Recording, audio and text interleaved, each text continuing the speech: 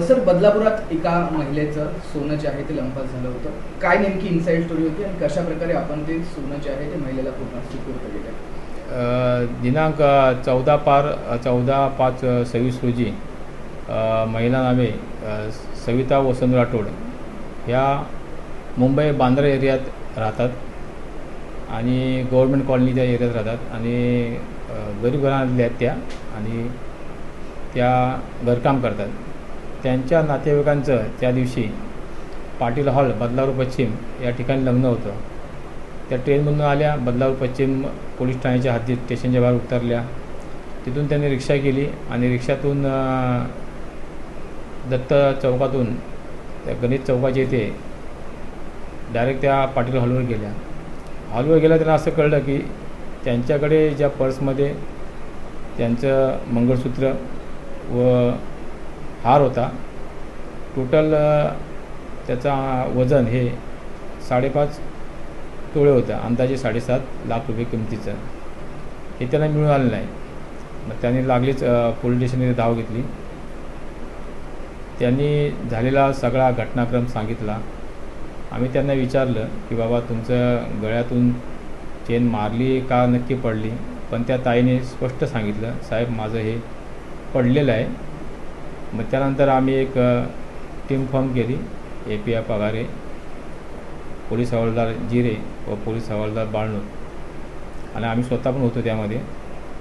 आणि आम्ही त्या ताई जिथून तिथून उतरल्या आणि हॉलपर्यंत गेल्या. जवळजवळ 40 ते 50 CCTV फुटेज आम्ही चेक केले. एका फुटेजमध्ये त्या सोसायटीच्या एका फुटेजमध्ये ते रिक्षातून त्या जात असताना एक काहीतरी वस्तू पडल्यासारखं असं आढळून आलेलं तांत्रिक तपासामध्ये. आणि मागूनच एक बाईक्सवर आलेला आहे, साधारण 18.5 वर्षाचा मुलगा आहे तो. त्यांनी ती वस्तू उचलली. मे बी त्याला द्यायच्या हिशोबाने उचलली असेल, पण रिक्षा पुढे निघून गेली आणि तो मागे राहिला. आणि मग त्यांनी काय ती कुठे जमा केली नव्हती वस्तू.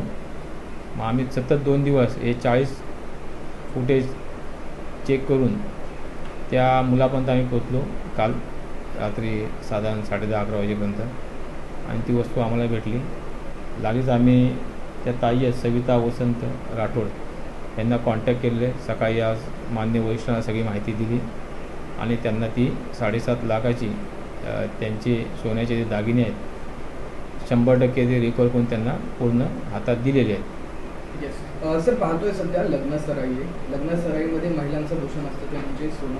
अशा वेळी महिलांना काय आवाहन कराल की आपली पण जबाबदारी असते की आपले दागदागिने असतात, त्याची कशी आपण काळजी या काळात? अगदी छान प्रश्न आहे. ही तर बातमी झालीच. फार महत्त्वाचा प्रश्न आपण उपस्थित केला आहे. ही बातमी सगळीकडे सर्क्युलर झाली पाहिजे. लग्नसराई आहे, लोक अंगावर दागिने घालून येतात, महिला किंवा पुरुष. आपण पाहत आहे की चेन स्नॅचिंगचे प्रकार वाढत चाललेले आहेत. त्याच्यामुळे आपण शक्यतो असे दागिने पेहराव करून लग्नाला जाणे टाळावे. जर जमत नसेल तर आपल्या एखाद्या पर्समध्ये ठेवावे. परंतु अशी जी घटना घडली निष्काळजीपणाची त्याप्रमाणे करू नये आणि व्यवस्थित त्या हातात बाळगावे दागिने व्यवस्थित आणि मध्ये लग्न समारंभात घातले तर उत्तम होईल. आणि अजून मी आपल्या माध्यमातून आवाहन करतो सर्व बदलापूरवासियांना की घरफोडीचे प्रमाण हे मे महिन्यात जास्त होते, लोक गावी जातात. तर आपल्या घरी कोणीही दागिने किंवा मौल्यवान वस्तू किंवा रोख रक्कम ही ठेवू नका. शक्यतो बँकेत ठेवा आणि तेही शक्य नसेल तर जवळचे नातेवाईक जे विश्वासू असतील त्यांच्याकडे ठेवा. घरचे रक्ताचे नातेवाईक असतील त्यांच्याकडे ठेवा. जे जिथे 24 तास त्यांचं लक्ष असेल जवळपास, कोणी घर सोडणार नाही. कारण आपण दुपारच्या वेळेसुद्धा असे प्रकार झालेले आहेत. CCTV माध्यमातून आपण ते जे चोर आहेत ते पकडण्याचा प्रयत्न करीत आहोत. आपल्या त्याचे फुटेजमध्ये आपण पोचले आहोत. परंतु सर्वांना आव्हान आहे की प्रिकॉशन ही सर्वात महत्त्वाचं आहे. आपण जेवढी काळजी घेणार तेवढं, कारण सोनं अत्यंत महाग झालेलं आहे. आणि दुसरी गोष्ट म्हणजे आपल्याकडे जे फेरीवाले वर येतात त्यांच्यावर आपण बारकाईने लक्ष ठेवा. सोसायटीच्या आवारामध्ये आपले बरेच सोसायटीमध्ये आम्ही आता जी मिटिंग घेत आहोत त्याच्यामध्ये CCTV कॅमेरे बंद आम्हाला आढळून आलेले आहेत.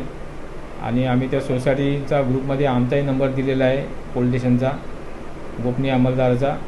आणि त्या माध्यमातून मी दररोज काही ना काहीतरी पोस्ट करतो, काय काळजी घ्यावी आपल्या प्रॉपर्टी संदर्भात किंवा आपल्या चोरी होऊ नये म्हणून. तर तीही आम्ही पोस्ट करत आहोत, तीही सर्व नागरिकांनी वाचावी ही सर्वांना मी नम्र विनंती करत आहे. Yes, correct.